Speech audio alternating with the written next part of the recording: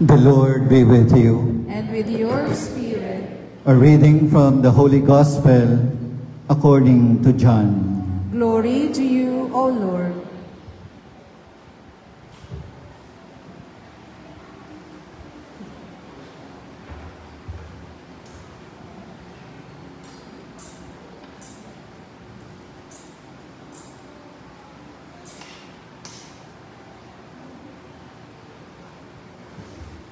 Jesus said, I am the good shepherd.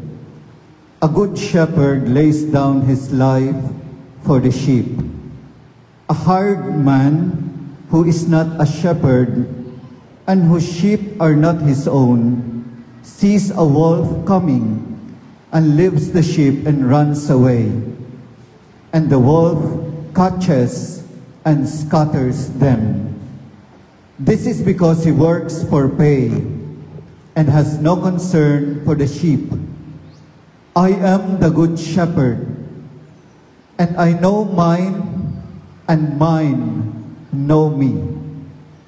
Just as the Father knows me, and I know the Father, and I will lay down my life for the sheep. I have other sheep that do not belong to this fold. This also I must lead, and they will hear my voice. And there will be one flock, one shepherd. This is why the Father loves me, because I lay down my life in order to take it up again. No one takes it from me, but I lay it down on my own. I have power to lay it down and power to take it up again. This command I have received from my Father. My dear friends, the Gospel of the Lord. Praise to you, Lord Jesus Christ. Please all be seated and listen to the homily.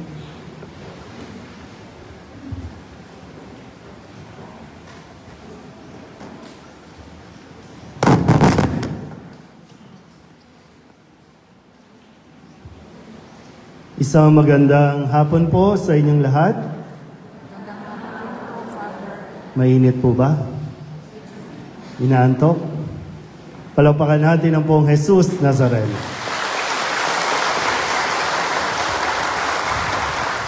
Hindi ko alam kung sanay po kayo na sumasagot ng Viva.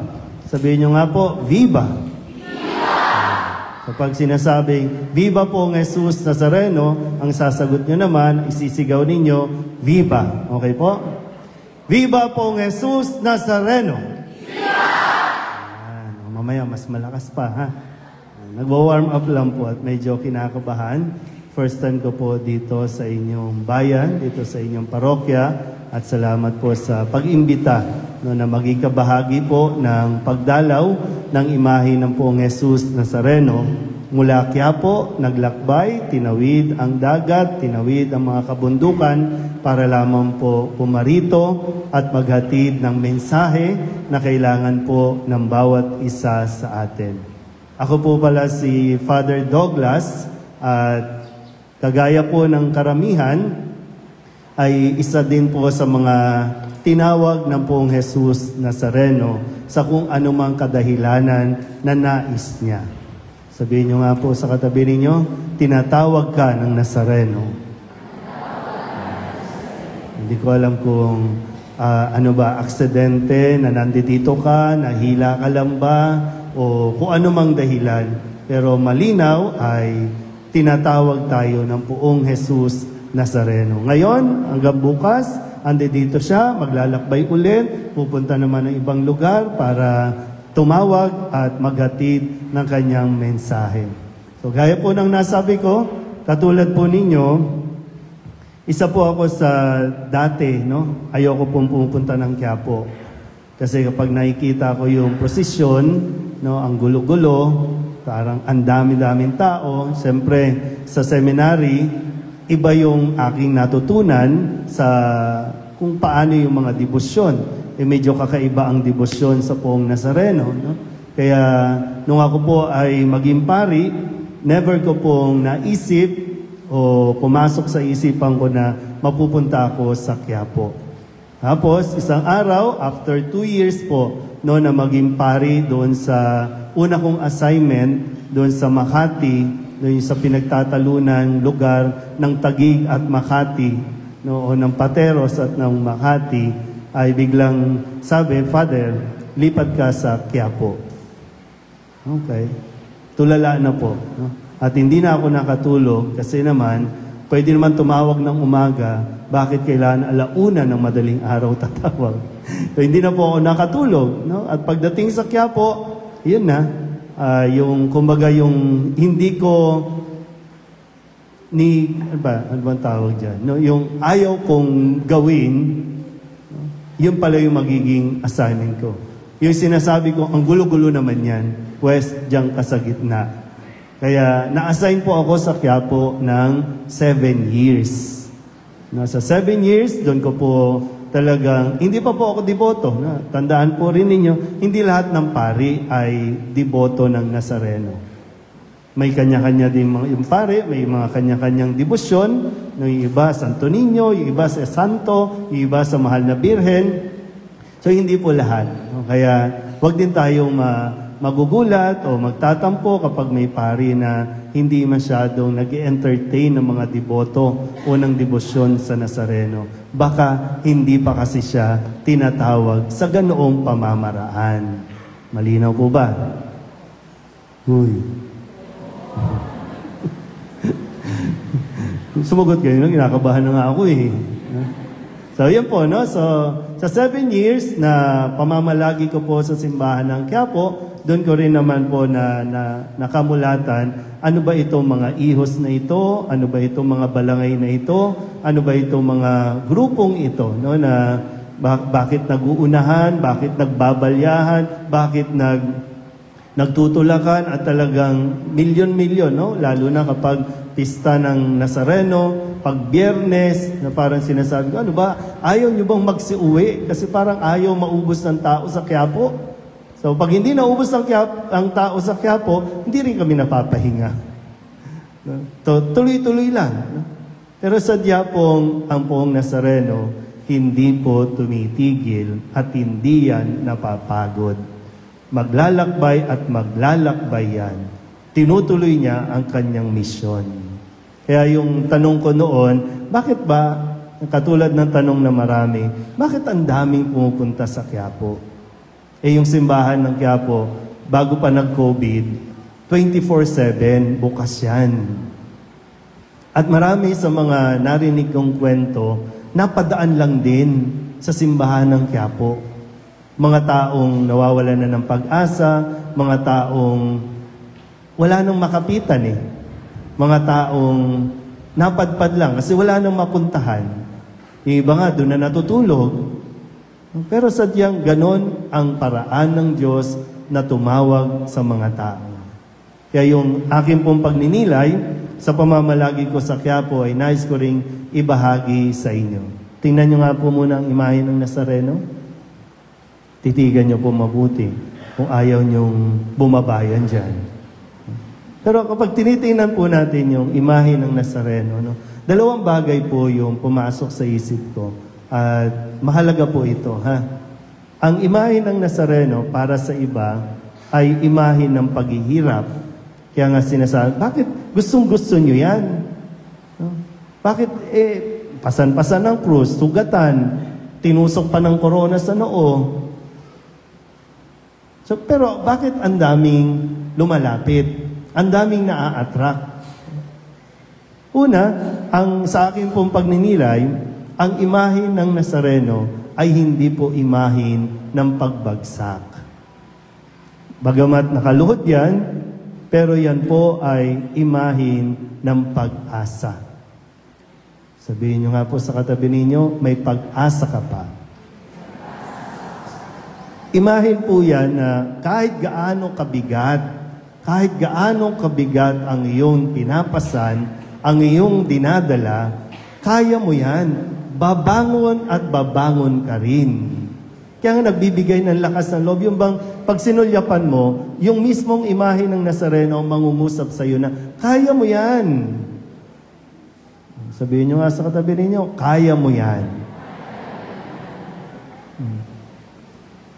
Kaya marami yung napadaan lang, kasi iba, wala na, gusto nang sumuko eh. Pero napadaan sa Quiapo o napadaan sa imahe ng Nazareno, yun na yung nagsabing, kaya mo yan. Yan lang. Eh, tinan mo nga, di ba? Sugatan na yan. Halos wala nang mapaglagyan sa balat niyan ng nasugat, pero kinaya pa rin. Bumabangon pa rin. So, hindi basta sumusuko at hindi talaga sumuko sa Jesus. Tinapos niya. Kaya pala, no? Madaming pumupunta ng Quiapo. Sabihin niyo nga ulit sa katabi ninyo, may pag-asa ka pa. Hindi ko alam kung ano yung mga sinasabi niyo. Wala na akong pag-asa, hindi na ako magbabago. Wala na akong pag-asa, no? Hindi na ako matitino. Kaya sige, sabong pa rin ang sabong, inom pa rin ang inom. Kasi parang sinukuan mo na yung sarili mo na wala na akong pag-asa, ito na ako eh. Sabihin niyo nga sa katabi ninyo, huwag kang ganun. Kasi diba, ganun, no? Pag sinasabi natin, eto na ako eh. Eh sadya naman po talaga, wala isa man sa atin ang makakapagpabago sa isang tao. Wala. Tanging si Jesus lang. Eh baka ito yung sinasabi, no? Kaya mo yan. Kailangan mo lang talagang magdesisyon. Pangalawa po, sige nga po, tingnan niyo ulit ang imahe ng Nazareno. Yan po ay imahin o tanda ng pag-ibig ng Diyos. Pasan-pasan niya yan dahil sa pag-ibig. Pinasan niya yan. Kusang pinasan. Sabi nga sa Ebanghelyo natin, di ba, no? Ngayong linggo na mabuting pastol, kusa niyang pinasan yan. Hindi ipinapasan, kusa niyang pinasan dahil sa pag-ibig sa atin. Sabihin niyo nga ulit sa katabi ninyo, mahal ka ng Nazareno. Huwag mo isipin, walang nagmamahal sa akin. Akala mo lang wala. Pag sinabi kasi walang nagmamahal sa akin, kaya hanap tayo ng mga pagmamahal. Pagmamahal na kala mo sa material na bagay, kala mo sa mga pakikipagrelasyon, kaya papalit tayo ng papalit. Kasi nga, sabi natin, kasi naghahanap lang ako ng pagmamahal dahil kulang nga ako sa pagmamahal o kaya wala kasi nagmamahal sa akin. Tumingin ka sa Nazareno. Mahal tayo ng Nazareno. At ang pag-ibig ng Diyos, sapat na yan. Kaya sa dalawang bagay na yan po, no? Kung meron ka yan, hanggat hindi mo yan nakikita, nararamdaman, o tinatanggap, hindi ka makakakilos ayon sa pagtawag sa iyo ng Diyos. Kasi ito yung magbibigay sa iyo ng, para bang yung sa yung sa pakpak, no? Kailangan itong pag-ibig. Pag hindi mo naranasan itong pag-ibig ng Diyos, hindi ka matututong magmahal. Hanggat hindi ka nakakatanggap ng pag-asa, hindi ka mabubuhayan ng loob. O hindi lang basta parito ang Nazareno para mamaya hawakan ninyo, pupunasan ng panyo, luluhod ka, hahalik ka sa paa, kasi umaasa ka sa himala. Hindi siya nagpunta para lang sa himala. Nagpunta siya dito para makinig ka, mag-usap kayo, palakasin ang loob mo. Kasi tutusin, pagkatapos ng misang ito, yan pa rin. Iba, magsasaka pa rin, mangingisda pa rin. Yun pa rin ang trabaho. Pero, nagkakaroon ng panibagong pananaw sa buhay. Hindi ka api, hindi ka kawawa. Walang problema sa iyo.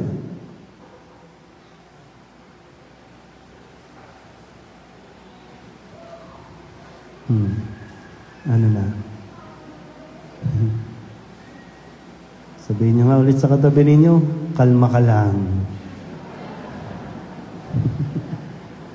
Diba? Kalma lang tayo kasi laging problema, puro problema. Ay di itigil mo na muna yung pamumblema mo sa problema. Pahinga din. Kumuha ka ng lakas sa Nazareno para kung yung sinasabi mong problema, masusolusyonan din yan. Kailangan mo lang talagang magtiwala. Kapit lang. No? Kapit sa Nazareno. Kung paanong kinakapitan ng Nazareno ang krus na yan bilang tanda ng pag-ibig sa atin, lalo din tayong dapat kumapit sa Nazareno. Huwag sa kung saan-saan. Huwag kung kani-kanino. Kumapit ka sa Nazareno. Isang araw, magugulat ka, nalampasan mo na kung anumang bigat ng iyong dinadala o kung anumang bigat ng iyong responsibilidad. Sabihin niyo nga po ulit, mahal ka ng Nazareno. Viva Poong Jesus Nazareno! Viva Poong Jesus Nazareno! Viva Poong Jesus Nazareno!